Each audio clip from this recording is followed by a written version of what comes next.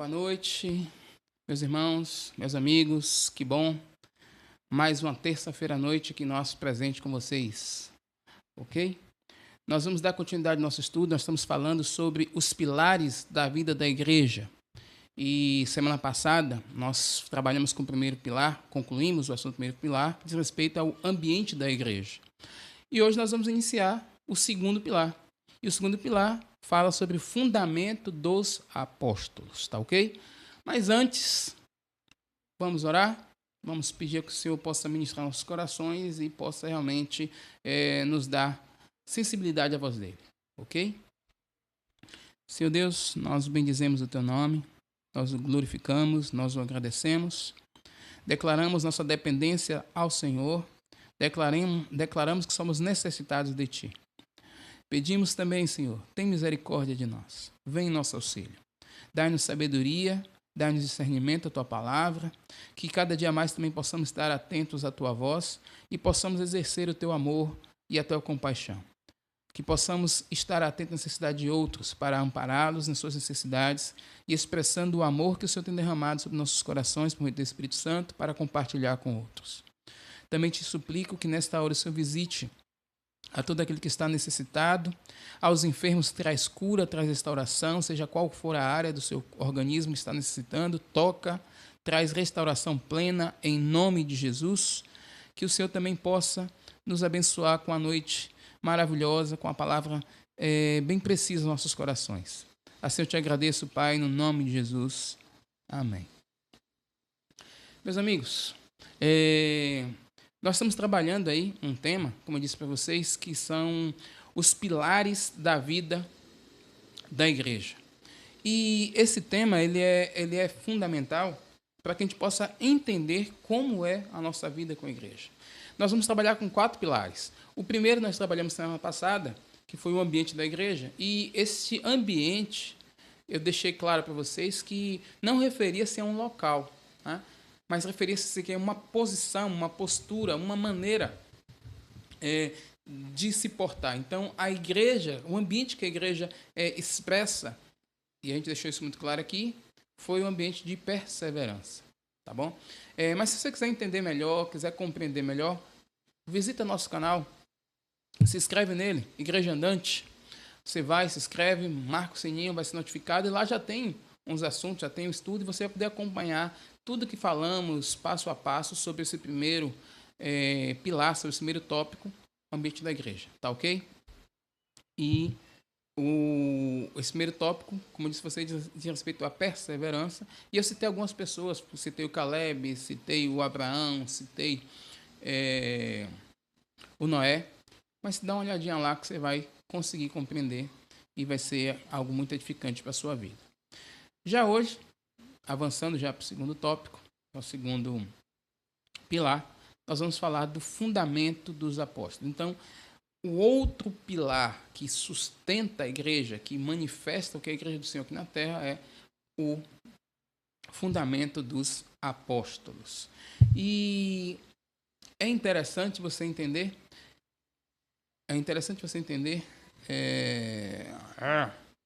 Dá uma segurada aí. Você consegue editar? Pronto. Beleza. Consegue editar, não consegue? Cortar essa parte, né? Beleza. Você errou, você volta aí e edita. Ah, então beleza. Então, pronto, aí, coisa boa. Então, o segundo pilar, né? O segundo pilar que nós vamos estar falando hoje. Bem, doutrina dos apóstolos, sim, voltando cá. Temos que, para a gente entender um pouco melhor esse tópico, doutrina dos apóstolos, nós temos que ter um cuidado com o pensamento que nós temos. Por quê? Há uma diferença do pensamento de sociedade oriental para o pensamento de sociedade ocidental. Ou seja, nós mesmos aqui, nossa sociedade ocidental, quando nós falamos de doutrina, é muito normal nós pensarmos em um conjunto de regras, um conjunto de estudos, né, para que a gente possa desenvolver. Falando de respeito à doutrina dos apóstolos, muitas vezes, a gente mesmo termina já pensando que a doutrina seria o quê? Deixa eu ler esse pedacinho aqui de um material que eu tenho aqui, para não me perder. Então, esse ponto aqui, a doutrina dos apóstolos.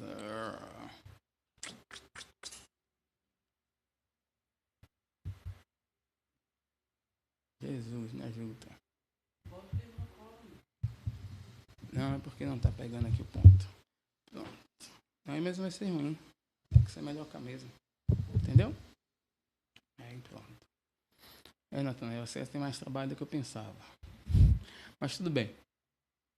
Sim, então nossa tendência, quando falamos do treino dos apóstolos, é fazer uma lista dos ensinamentos que os apóstolos pregavam, né? E aí a gente termina fazendo essa lista, e quando não é esses princípios que a gente poderia fazer uma lista que eles pregavam, é ideias de como um discípulo deve se comportar, e por aí vai, e vamos seguindo dessa forma.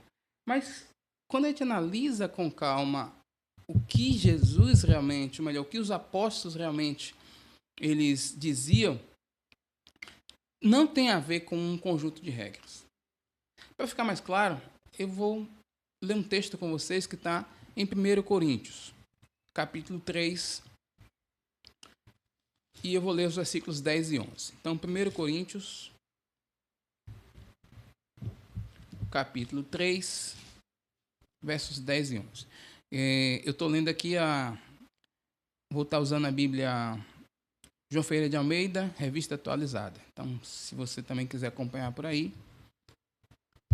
tá essa referência que eu estou usando. Então, versículo 10 diz assim: segundo a graça de Deus, que me foi dada, lancei o fundamento como prudente construtor, e outro edifica sobre ele. Porém, cada um veja como edifica, porque ninguém pode lançar outro fundamento além do que já foi posto, o qual é Jesus Cristo. Nesse texto aqui, o Paulo, ele coloca Jesus como o fundamento. Você vê que no versículo 10, ele diz que lancei o fundamento como prudente construtor. E aí no versículo 11, ele diz, porque ninguém pode lançar outro fundamento, além do qual já foi posto, o qual é Jesus Cristo. Então, voltando para o texto, e lembrando um pouco de Atos 2,42, a gente lembra que eles perseveravam, os apóstolos ensinaram os discípulos a perseverar na doutrina que eles pregavam. E que doutrina era essa? Então, diferente do que talvez eu e você possa pensar, doutrina não diz respeito ao conjunto de regras. A doutrina, ela corresponde à própria pessoa de Jesus Cristo. E temos que ter um cuidado, porque não é as características de Cristo que precisamos falar das pessoas necessariamente, ensinar acerca da característica, não ensinar a própria pessoa de Cristo, manifestar a própria pessoa de Cristo. Então, mais importante que conhecer as características é conhecer o próprio Cristo. E conhecendo o próprio Cristo, permitir que o Espírito Santo nos conduza a ter em nós as mesmas características. Então, olha o cuidado que precisamos ter. Voltar a um contexto muito simples. Os apóstolos ensinaram aos discípulos, aos primeiros discípulos, a viverem como Cristo viveu. E assim eles buscavam viver. A gente tem uma ideia da igreja do primeiro século, uma igreja que ela fazia toda a diferença, não por causa dos ensinos que ela pregava, mas pela vida que ela manifestava. E que vida ela manifestava? A vida de Jesus. Você vê que o amor era tão expresso, era tão revelado, que as pessoas tinham prazer de estar ali. Então, e as pessoas ouviam de Jesus e recebiam o ensinamento por causa do amor que era expresso, né?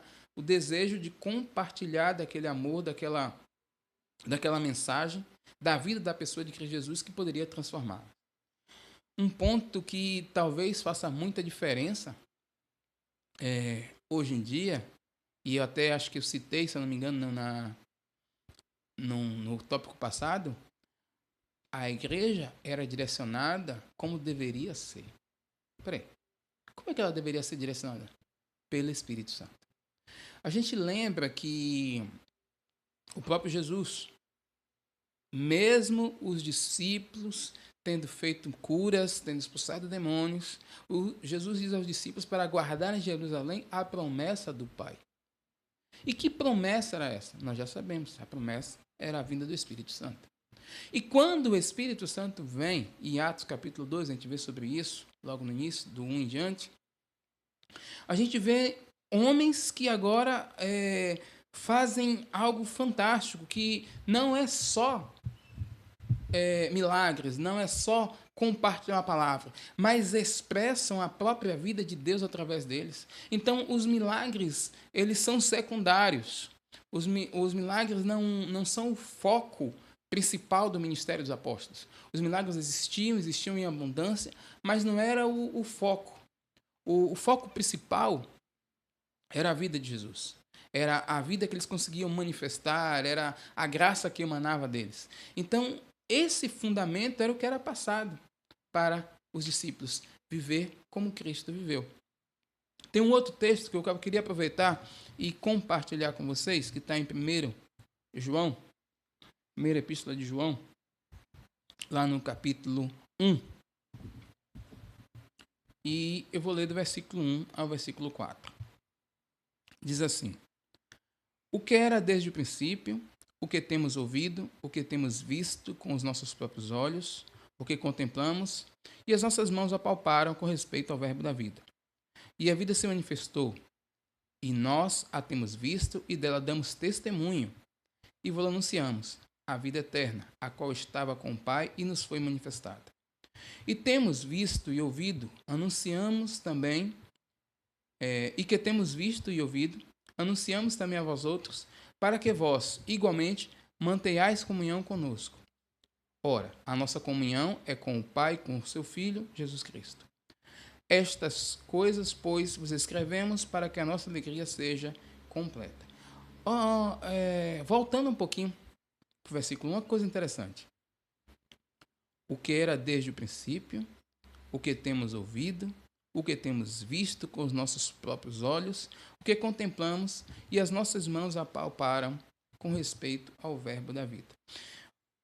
Percebam que a preocupação, se assim eu posso falar, de João, não era falar de uma regra, não era falar de uma maneira de ser, mas era falar de uma pessoa. E de uma pessoa que, pelo próprio testemunho dele, que nossos ouvidos ouviram, que os nossos olhos viram e que nós contemplamos. Então, é uma pessoa que convivia com eles, uma pessoa que a sua vida manifestava a presença de Deus. Os discípulos do primeiro século, eles tinham a preocupação de não expressar uma denominação, de não expressar um conjunto de regras, mas sim de viver a vida natural e simples de Cristo Jesus. Porque Jesus chamou a mim e a você para isso, para essa simplicidade de viver a essência de Deus, viver os ensinamentos de Deus, viver da maneira que Deus deseja que venhamos viver. Então, nós temos que ter um cuidado, porque é muito fácil para nós hoje, e por todo o contexto que nos cerca, fazer uma lista de coisas que precisamos ser, e gravar essas listas, e ensinar essas listas, e passar adiante. Mas muitas vezes nós nem entendemos, compreendemos ou aplicamos em nós mesmos. O conhecimento que nós temos hoje, e eu digo isso, e quando eu me refiro a esse conhecimento, eu falo conhecimento bíblico, é muito superior a muitos dos irmãos que viveram naquela época. Mas um ponto a gente tem que refletir e deve nos trazer um certo questionamento. O questionamento é tão amplo, realmente, o conhecimento, na verdade, é tão amplo, o aprofundamento é tão amplo, mas a vida que nós manifestamos é tão diferente da deles. Ou seja, estamos aqui em conhecimento, comparado aos irmãos, mas estamos aqui em vida revelada de Cristo Jesus, comparado aos irmãos. Pensando dessa forma, não é necessariamente conhecimento que precisamos. O conhecimento é importante, ele tem o seu papel, ele tem o seu lugar. Mas o que mais precisamos é a prática, é a aplicação disso.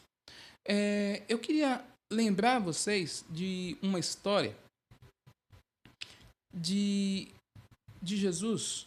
Se eu não me engano, está em Lucas capítulo 10. Lucas, deixa eu ver se é isso mesmo. Isso, Lucas capítulo 10.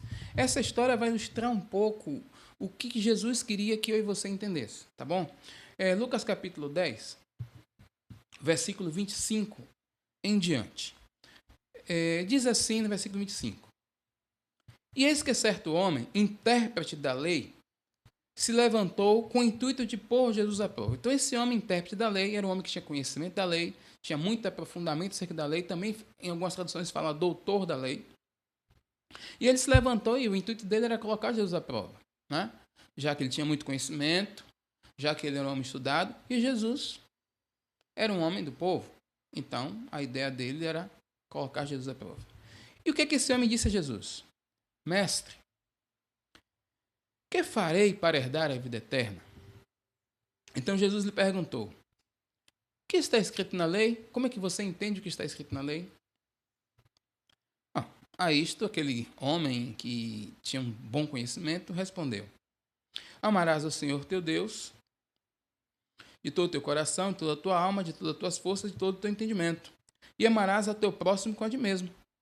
E diante dessa resposta que esse homem deu, tão catedrático e tão certa, a resposta que ele deu, Jesus disse, respondeste corretamente, faze isto e viverá. Então, Jesus confronta aquele homem de uma forma diferente. Aquele homem faz uma pergunta, achando de confrontar Jesus ou testá-lo.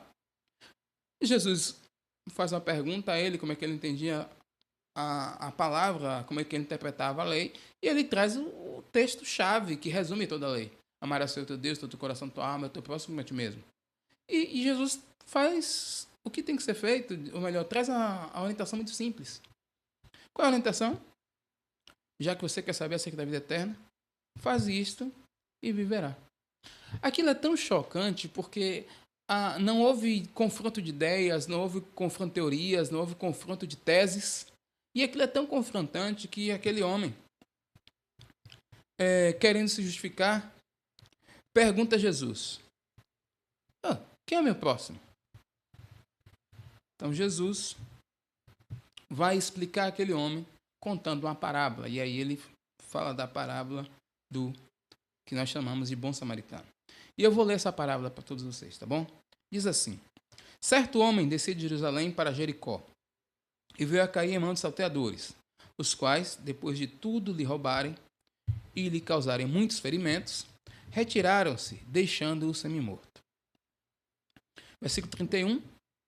Casualmente, descia um sacerdote por aquele mesmo caminho, e vendo, passou de largo. Se afastou, né? De largo, passou afastado. Semelhantemente, um levita descia por aquele lugar e vendo, também passou de largo, se afastou também. Então você vê que todos os dois viram o homem acidentado, mas deixaram ele para lá. Certo samaritano, que seguia o seu caminho, passou-lhe perto e vendo, compadeceu-se dele. É interessante na história porque Jesus tinha a compreensão que os judeus tinham preconceito com os samaritanos. Então Jesus pega na história, coloca 2 judeus de renome, um sacerdote, um levita, e um samaritano que, na ideia dos judeus, era escória, e coloca na história. Então, 33. Certo samaritano, que seguia o seu caminho, passou-lhe perto e, vendo também, compadeceu-se dele. E chegando-se, pensou-lhe, né? E chegando-se, ajudou-o nos ferimentos, aplicou-lhe óleo e vinho, e colocando-o sobre o seu próprio animal, levou-o para uma hospedaria e tratou dele. No dia seguinte, tirou 2 denários e os entregou ao hospedeiro, dizendo, cuida deste homem, e se alguma coisa mais ele gastar, eu te darei quando eu voltar. E aí Jesus agora vira-se para aquele intérprete da lei e pergunta a ele, qual destes 3 te parece ter sido o próximo do homem que caiu nas mãos salteadores? E o intérprete responde, o que usou de misericórdia para com ele. Então Jesus conclui dizendo aquele homem, vai e procede de igual modo. Essa história, ela caracteriza bem esse tema que nós estamos falando, Fundamento dos Apóstolos. Caracteriza de que forma? O evangelho que eu e você precisa desenvolver é um evangelho prático. Sendo o evangelho prático, temos que ter entendimento que esse fundamento que os apóstolos falavam e ensinavam aos discípulos dizia respeito à praticidade do evangelho. Então, a preocupação dos apóstolos não era passar uma lista de características do que eles deviam fazer, como deveriam se portar, mas que eles pudessem viver os princípios que foram ensinados. A gente entende que naquela época não havia a Bíblia como nós temos hoje. Eles tinham a Torá, né, que correspondia aos 5 livros de Moisés, o Pentateuco, e que era lido todo sábado, né, no Shabat.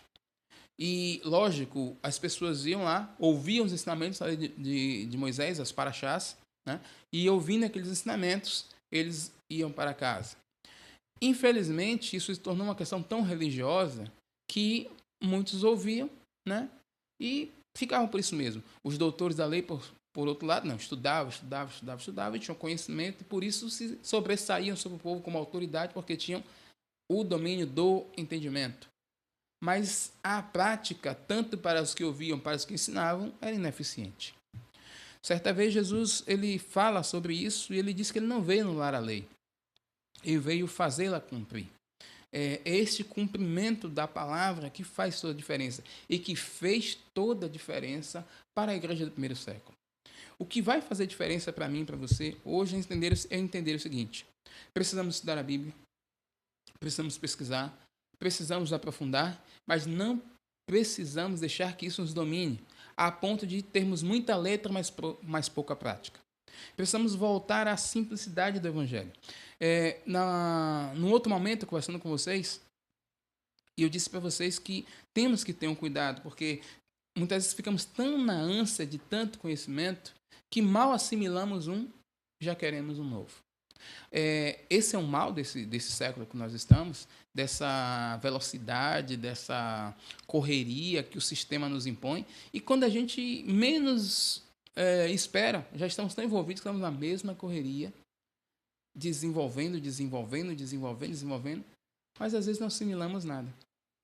E terminamos, na verdade, nos tornando raquíticos espiritualmente. Terminamos sendo aquelas pessoas que não se nutrem de forma correta. E a gente tem que ter esse cuidado. Precisamos voltar à simplicidade. Estuda, mas ouve com atenção aquilo que você está sendo ensinado, presta atenção naquilo que você está estudando e põe em prática aquilo que você está sendo instruído, sendo orientado, para que isso se torne parte sua, parte de você, né? Parte do seu caráter, parte da sua personalidade. Como eu disse para vocês, a ideia dos discípulos era que realmente eles pudessem ser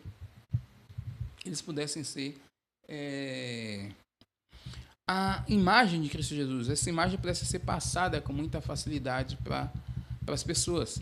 Então, imagine num contexto onde as pessoas não tinham conhecimento, onde as pessoas não tinham conhecimento de letra, e você passar uma lista, né? E também a gente não lembra, pelo menos eu não lembro de momento nenhum, Jesus ter dito aos apóstolos assim: olha, anota aí aquilo que eu estou dizendo aqui, porque isso é importante.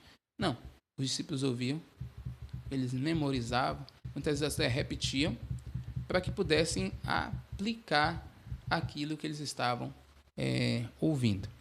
Deixa eu falar de uma história interessante, e dentro dessa história eu quero aprofundar um pouco sobre o que eu quero deixar claro para vocês e mexer um pouco mais com vocês nisso, tá bom?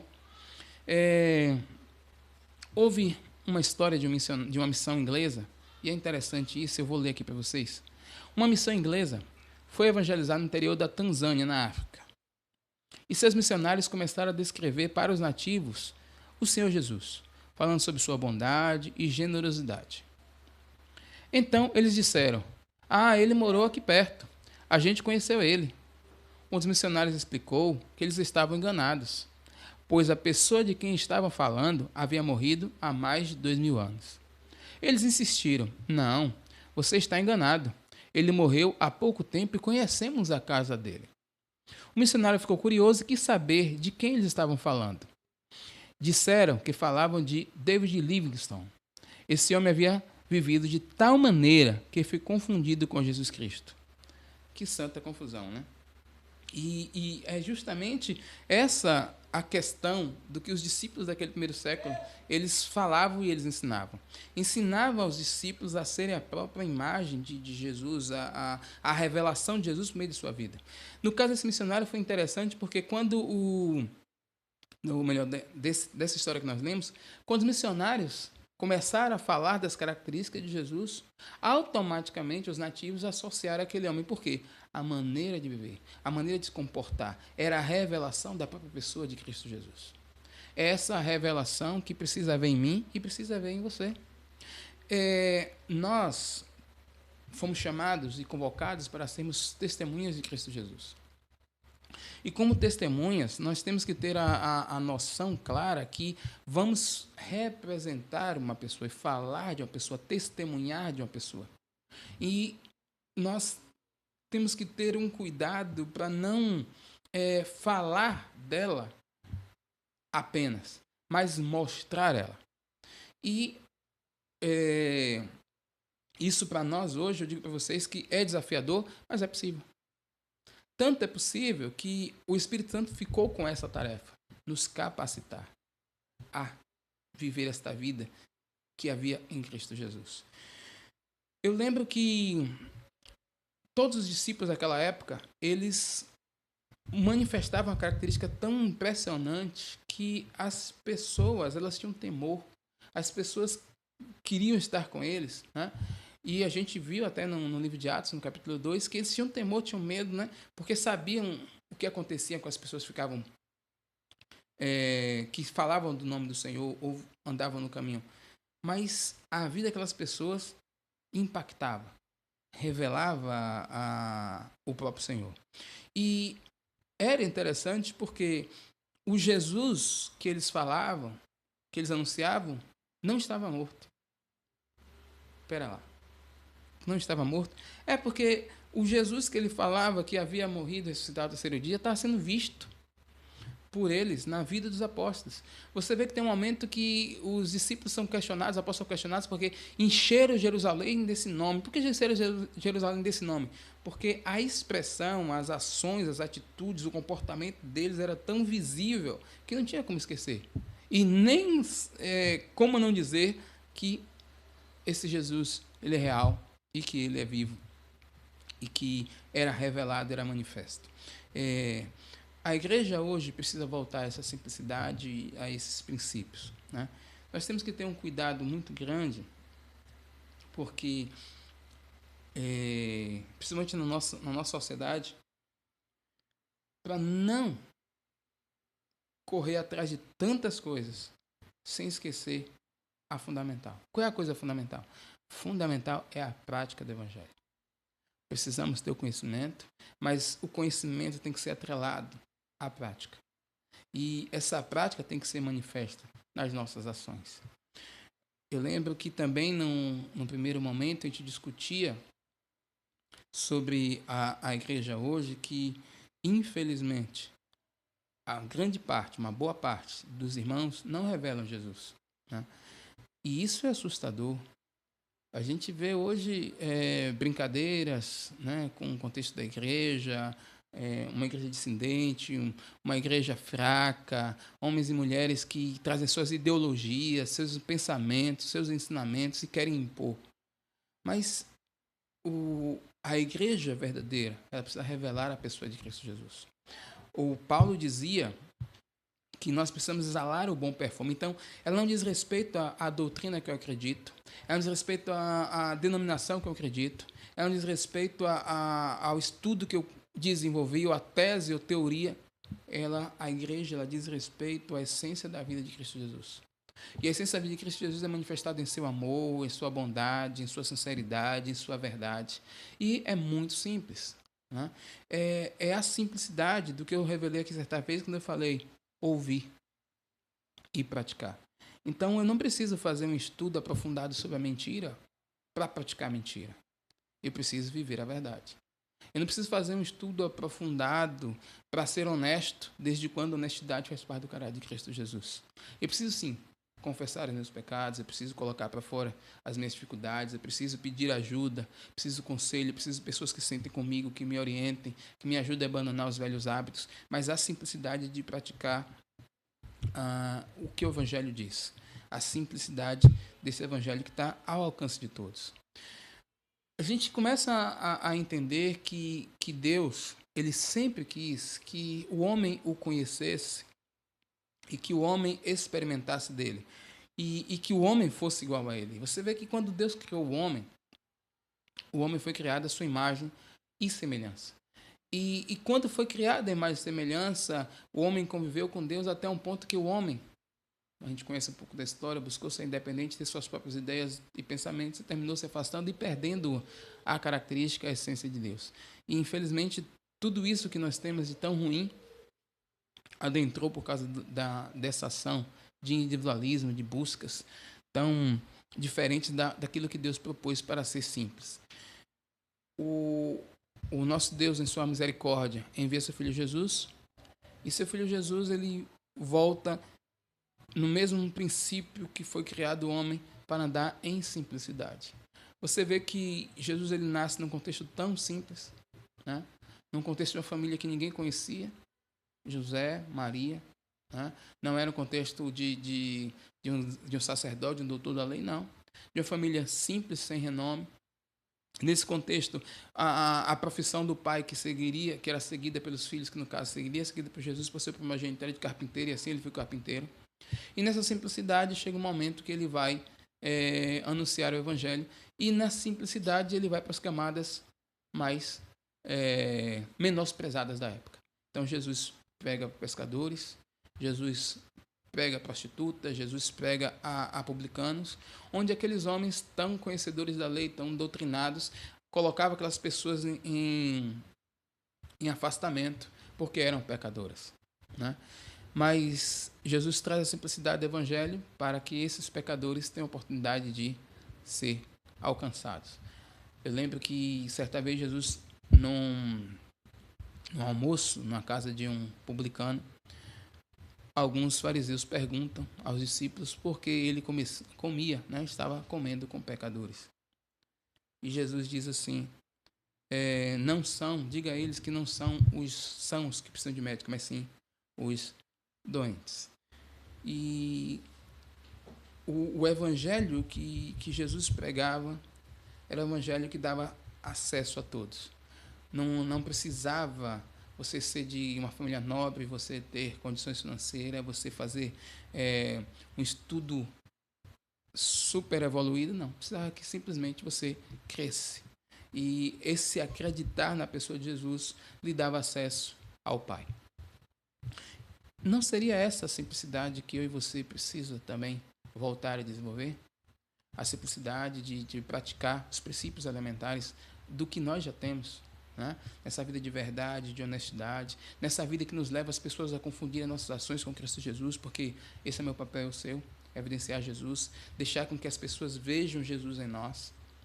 Nós somos fracos, sim, nós temos fraquezas, nós temos dificuldades. Contudo, se a gente valorizar mais a nossa condição de discípulos e buscar desenvolver, praticando aquilo que precisamos ser, eu acredito que vamos ter mais êxito. Às vezes a igreja se perde valorizando mais os erros do que o que precisamos ser. E a gente coloca isso pode, isso não pode. Não é essa a questão. A questão é ensinar como precisamos ser. Eu lembro que uma outra história também que me chama muita atenção, para você entender um pouco essa simplicidade da doutrina que os apóstolos pregavam. Eu lembro da mulher adúltera, né? A mulher que foi apanhada em adultério. João capítulo 8 fala sobre ela.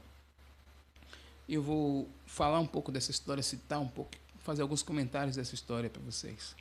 A gente sabe que Jesus estava ensinando um momento de ensino, chega muita gente gritando, muita gente fazendo barulho, interrompe ali o momento que Jesus estava ensinando e apresenta a mulher e dizem, essa mulher, mestre, foi pega em flagrante adultério, né? E, segundo a lei, diz que as tais têm que ser apedrejadas. Jesus curva a cabeça. Na verdade, eles perguntam, mestre, tu o que nos diz? Jesus curva a cabeça, começa a escrever no chão, lá na areia, não diz nada, e eles voltam a perguntar. Mas antes de eu continuar a história, deixa eu parar um pouco, fazer um parêntese aqui. Primeiro, quem era Jesus no contexto judaico da época? Para dizer se aquilo era certo ou era errado. Então, não dizer respeito a Jesus participar daquela questão, porque, embora Jesus fosse mestre e era claro pelos ensinos que ele trazia, ele não tinha nenhum contexto e não era juiz daquele povo para fazer esse julgamento. Então, a ideia era confrontar ele com a Torá, que mandava apedrejar as tais, e com o amor que ele pregava. Jesus, como eu disse para vocês, continua com a cabeça baixa, escrevendo. Eles insistiam na pergunta, então Jesus agora vai trazer a resposta que eles queriam, né? E quando Jesus responde, fala, bem, aquele que estiver sem pecado, seja o primeiro a tirar pedra sobre ela. E ali é interessante porque ele não questiona a Torá, ele não se contrapõe com a Torá diz, ou seja, para apedrejar a Torá está de acordo com a Torá. Contudo, ele leva uma reflexão e leva uma ação daqueles homens. Aquele que estiver sem pecado, seja o primeiro, ou seja, então vocês que não têm pecado, vocês podem tirar pedra sobre ela. Só que a questão ali era a questão que estava todo mundo errado, porque na Torá fala que os dois, tanto o homem quanto a mulher, têm que ser apedrejados. O homem não estava. E também, lógico, a intenção daqueles homens era outra, não era verdadeira.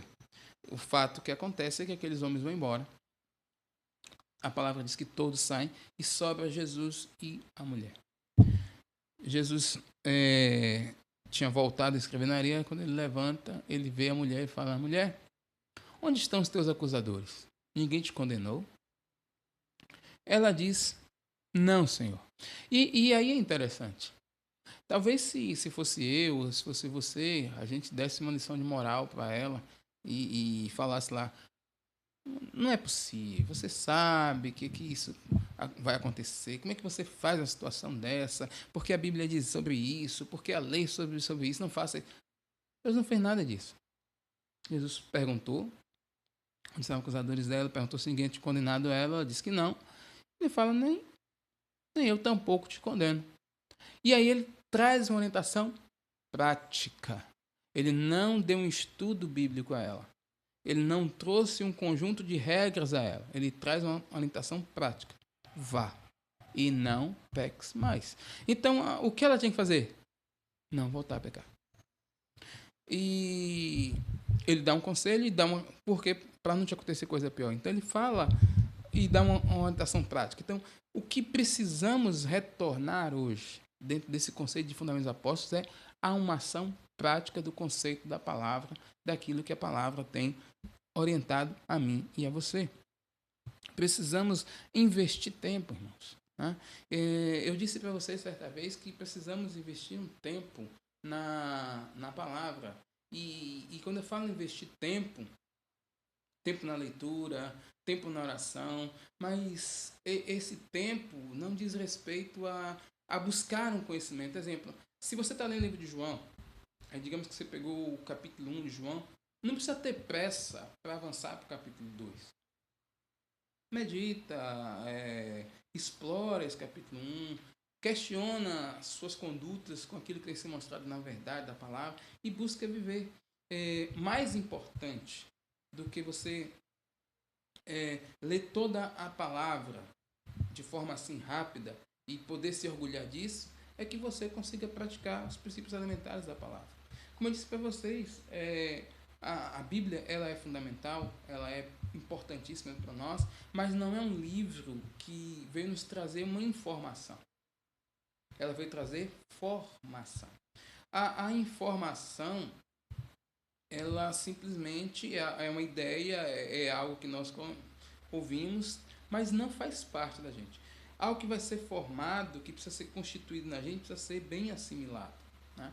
E a palavra é para que possamos fazer dessa forma, para meditarmos, para gastarmos tempo nela.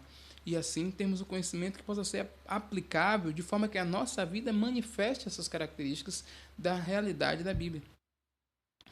Não, não, não é fácil hoje em dia conseguirmos fazer isso, por quê? Porque eu digo não é fácil, não é que não seja fácil, mas eu digo pelo sistema que influencia a gente.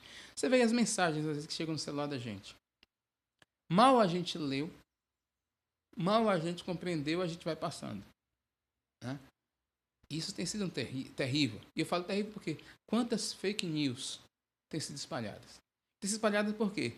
Porque nós recebemos a mensagem, não verificamos a veracidade daquilo e passamos. Ou seja, de certa forma, contribuímos com o mal que aquela mensagem está ocasionando. Se ela for falsa, e aí? Então, a gente tem que parar, analisar, refletir. No caso da mensagem, voltando para a questão da mensagem, é verdade? E mesmo se for verdade, né, vai edificar, vai ser algo importante realmente. Porque às vezes a mensagem, por exemplo, você ouviu uma mensagem do seu prefeito, né? Estou criando aqui a situação, e nessa mensagem estava falando que ele houve agiu de uma forma corrupta e fez aconteceu. E aí, digamos que até os fatos se verificou que é verdade. A pergunta é, isso vai edificar quem? O que é que você vai disseminar com essa mensagem? Você vai disseminar uma compreensão de que as pessoas se posicionem agora a orar por ele, a clamar pela vida dele, você vai despertar o quê? Ira, zanga, para que as pessoas estejam xingando, estejam falando contra ele. Ou seja, até você tem que pensar nisso. E tem que ter esse cuidado. Voltando para o que diz respeito ao nosso contexto da palavra, você tem que ter um cuidado de que você precisa ler a palavra e buscar praticar ela. Né? O fato de você repetir, lhe ajuda a internalizar. E é isso que precisamos fazer. Então, uma coisa que acontecia muito no primeiro século era a repetição. Os discípulos, como eu disse a vocês, não tinham a Bíblia. Mas os ensinamentos que eles tinham eram repetidos. E a repetição daqueles ensinos eram assimilados. Quando você analisa o Novo Testamento, você vai ver com clareza uma diferença clara da Igreja de Jerusalém para a Igreja dos gentios. Na verdade, não tem uma, tem várias características. Eu vou falar de algumas características. A primeira característica que a gente poderia observar é a Igreja dos judeus era muito mais unida do que a Igreja dos gentios. Claro que isso também tinha a ver com a característica dos próprios judeus, né? de unidade, de serem um só povo. Então, essa característica ela era muito clara, muito bem visível, então eles estavam juntos. Tanto é que foi difícil para a Igreja de Jerusalém sair, né? Para anunciar, eles estavam entre eles, falavam o evangelho, né? Viviam ali juntos, comunhão, era coisa maravilhosa, linda, tal, mas precisava anunciar também para outros povos, né?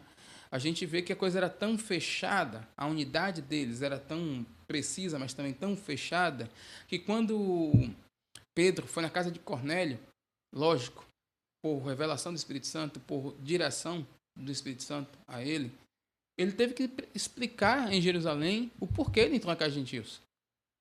Ele teve que prestar contas, ele prestou contas, aquela questão toda, tal. E aconteceu que a conclusão foi, o Senhor também abriu a porta da salvação a eles. Beleza. Nos gentios a gente vê que não era bem assim. As pessoas não eram tão unidas, né? Mas com o evangelho eles continuavam, eles foram chamados a viver nessa questão, e para os gentios foi algo interessante, porque por não ter uma facilidade, não ser algo de costume, eles começaram a experimentar algo novo, de estar junto. Mesmo assim, tem algumas cartas que mostram uma certa divergência, e você vê isso muito bem na carta dos Coríntios, né? Tem um momento mesmo que Paulo, ele fala sobre essa questão de que um dizia que era de Paulo, outro dizia que era de Pedro, dizia que era de Apolo. Desculpe. E é interessante nesse ponto, porque você viu uma divisão ali, muito clara. E aí Paulo ainda chama, eles falam assim, então, sois carnais, né? Se há divisão entre vocês. O outro contexto também, ainda nos Coríntios, você vê na questão da Santa Ceia. Gente que comia primeiro que o outro, comia o seu, o outro ficava sem comer, o outro se embriagava. Então, você já vê uma característica que já tinha de divisão. O Evangelho vem trazendo essa proximidade, Jesus vem, os apóstolos vêm ensinando o que Jesus fala de forma a trazer essa proximidade. Uma outra diferença é que a igreja dos judeus era uma igreja que não era cheia de conhecimento, mas era uma igreja cheia do Espírito Santo. E essa igreja que não é cheia de conhecimento, ela tinha uma vida caracterizada por repetição, porque os judeus já tinham essa prática de discipulado, de acompanhamento, e era característica deles isso. Já para os gregos, já era normal, pela cultura grega, pesquisa, tal, desenvolvimento, né? Muito conhecimento, mas os apóstolos, principalmente por meio do Paulo, sempre remetia a essa questão. Você vê que Paulo tem, eu não lembro qual é a carta agora exatamente, mas Paulo dizia assim, não me canso de dizer a vocês as mesmas coisas. Por quê? Porque a característica de Paulo, trazendo a característica dos princípios, do fundamento do judaísmo, e lógico, que era a característica que deveria ser importante na igreja, repetir, repetir, repetir, para que essas mesmas coisas, elas pudessem ser assimiladas. E lógico, se a gente parar um pouco e pensar no nosso contexto, falar as mesmas coisas constantemente é mais difícil que falar coisas novas. Porque falar a mesma coisa é mais difícil que falar coisas novas. Porque falar a mesma coisa gera nas pessoas um certo grau de acomodação. Eu já sei o que vai ser falado, já sei o que foi dito, e termina gerando desinteresse. Então, nós que falamos temos a tendência e somos até motivados a criar coisas, a gerar coisas novas. Mas as coisas novas, elas terminam desvirtuando muitas vezes do que tem que ser fundamentado e, lógico, elas devem vir, mas num tempo propício. Eu gostaria de amanhã continuar desse ponto com vocês, sobre a importância do repetir e avançar um pouco mais com vocês disso, tá bom? Mas, de antemão, reflita naquilo que a gente falou hoje, da importância da simplicidade, da importância de manifestar a vida de Cristo, muito mais do que você ter um conjunto de regras, tá bom? Estuda a palavra, é importante estudar, mas mais importante é aplicar.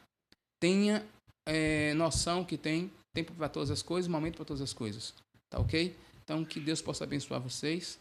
Eu espero que tenha ficado claro, mas amanhã nós vamos continuar e aprofundar um pouco mais nesse assunto. Tá ok? Deus abençoe vocês. Foi um prazer estar com vocês aqui. E eu vou orar mais uma vez encerrando. Tá ok? Senhor Deus, nós agradecemos. Obrigado por esse momento que o Senhor nos permitiu compartilhar a Tua palavra.